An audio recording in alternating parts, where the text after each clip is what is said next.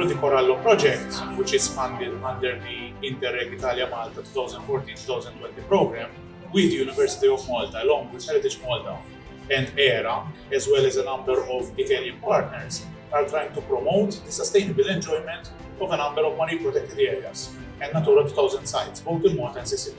We're trying to do this through a number of innovative tools and approaches, such as, for example, gaming, smartphone apps, artificial intelligence, to inspire future generations about the beauty of assets we find in our seas. So please join us and learn more about the Corallo Project through our website and also through our socials. Thank you.